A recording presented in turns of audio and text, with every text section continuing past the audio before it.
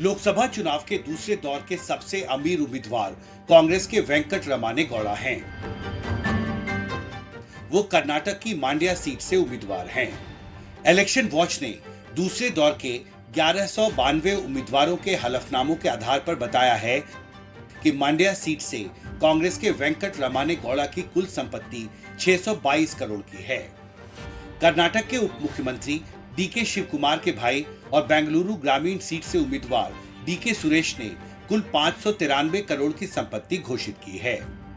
मथुरा से बीजेपी उम्मीदवार हेमा मालिनी 279 करोड़ की संपत्ति के साथ तीसरी सबसे अमीर उम्मीदवार हैं।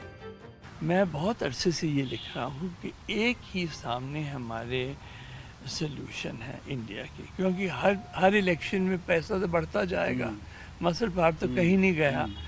मैं तो हमेशा लिख भी रहा हूँ बहुत सालों से, और हमने ये एडवाइस इलेक्शन कमीशन से गवर्नमेंट को भी, कई गवर्नमेंट को दे चुके हैं कि स्टेट फंडिंग ऑफ इलेक्शन किसी तरीके से होनी चाहिए। मैं ये नहीं कह रहा ये मॉडल चुन लीजिए या बी चुन लीजिए या सी चुन लीजिए, कई मॉडल हैं आपके सामने। लेकिन इस दूसरे दौर में अगर ऐसे अमीर हैं तो बेहद गरीब लोग भी हैं।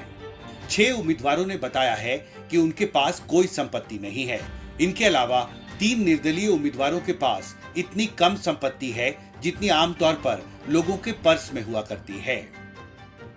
नांदेड़ के लक्ष्मण नागेराव पाटिल के पास बस 500 रुपए हैं।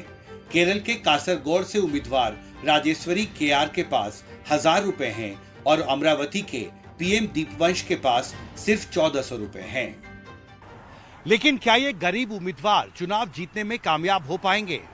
इलेक्शन वॉच के मुताबिक 2019 के लोकसभा चुनावों में 48% ऐसे उम्मीदवार थे जिनके पास 2 करोड़ या उससे अधिक की संपत्ति थी, जबकि जिन उम्मीदवारों के पास 10 लाख या उससे कम की संपत्ति थी उनमें जीतने का प्रतिशत 1% से भी कम था।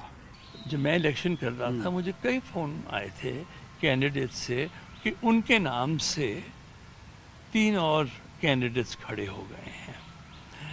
एक तो वोट बट रहा था, कंफ्यूजन पैदा हो रही थी, और ये है कि वो जो 8-10 लाख वाले हैं वो कुछ वोट खींच लेंगे, बाद में फिर आपको मालूम है कि ट्रेड चलता है, मैं बेचता हूँ इतने में उतने में।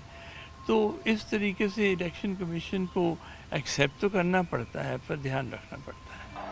ये भारतीय लोकतंत्र के सामने एक बड़ा सवाल है कि वह चुनावों को पैसे की पकड़ से छुड़ाकर कैसे वाकई आम लोगों की जीत का उत्सव भी बनाए। लोकसभा चुनावों के दूसरे चरण में 1192 उम्मीदवारों ने औसतन 5 करोड़ 17 लाख की संपत्ति घोषित की है।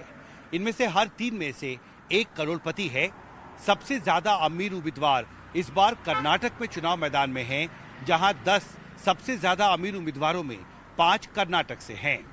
जाहिर है इस बार भी लोकसभा चुनावों में धनबल का असर हर तरफ साफ दिखाई दे रहा है। दिल्ली से मनोज ठाकुर के साथ हिमांशु शेखर, एनडीटीवी इंडिया।